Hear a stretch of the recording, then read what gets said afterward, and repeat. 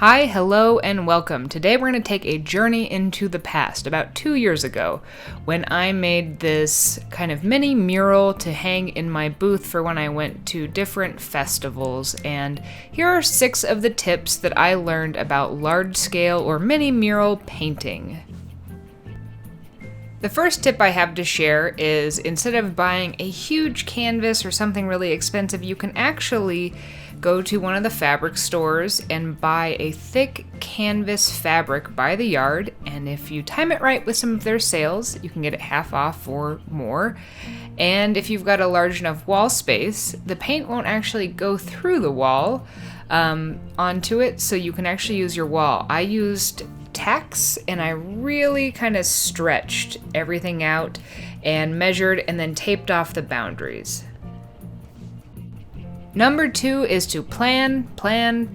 Now, this is not my typical nature. Usually I just kind of dive into paintings, but I actually made a sketch before, which you saw on the left, and I drew things out how I wanted them to be, to kind of sketch things out. And I wanted to work on the background because I wanted these lines from the paintbrushes to be super crisp, so I did my background first, and I painted in things kind of carefully, I guess.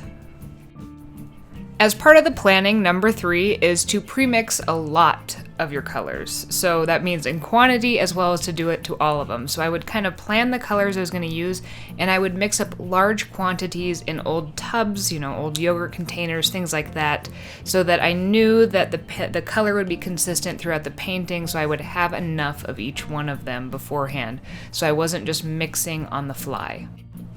Number 4 was to use loose brush strokes. I found that the looser my brush strokes, the better I could get different highlights and things to show up, and it made my job a lot easier because I wasn't overthinking every little stroke that I made through this huge painting. So loosen it up.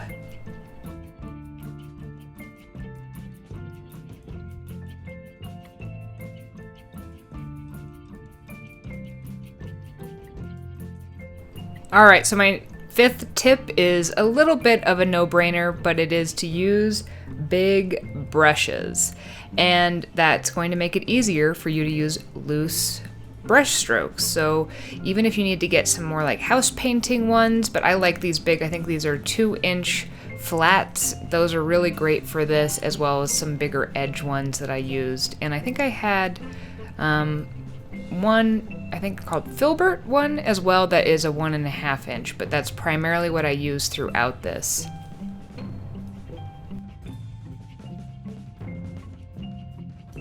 Number 6, we did part of to kind of outline, and that's usually how you use tape in a painting, is to outline your painting.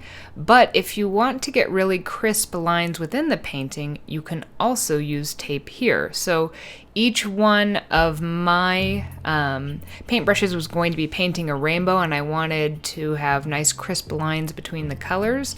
So I taped off each little segment. I kind of pre-measured to see how thick each one needed to be, and I put tape on either side of them. I ran out of my masking tape, so I actually used some packing tape, but it worked great, and you get really nice clean lines by doing this.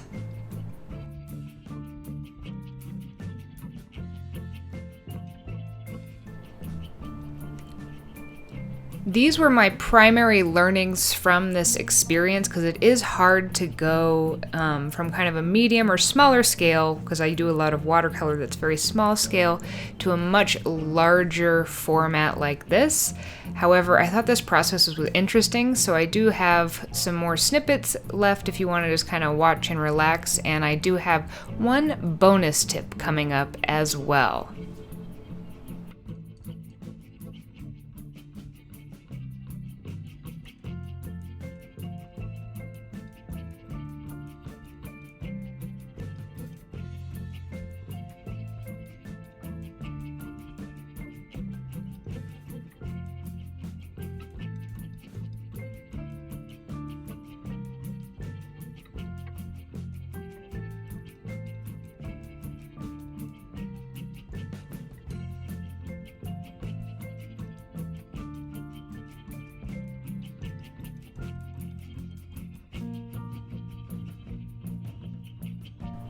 Alright, time for my bonus tip. This is transfer drawing. You can buy transfer paper and kind of print things out onto it or trace things onto it, but I always never have it, and I think it's kind of expensive, so I will print something out to the size I want.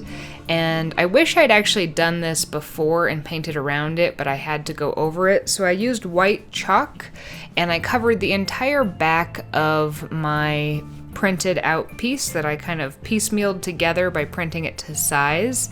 And then I taped it up on here once everything was dry, and I traced really hard over it, and that actually traced the pattern onto the mural. You can faintly see it here, which made it easier for me to outline and more accurately represent what I was trying to draw, because for me it's much harder to make things bigger than it is to make them smaller. So if you have the same problem, this is a really useful tip to use.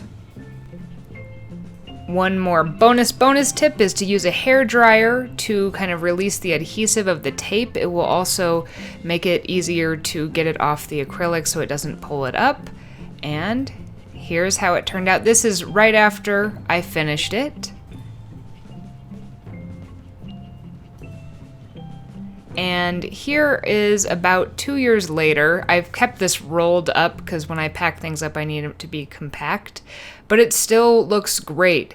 The acrylic paint can be rolled and everything, and it doesn't seem to lose its pigmentation. It is just a little wrinkled. I hope you enjoyed this, and I hope you have a magically creative day.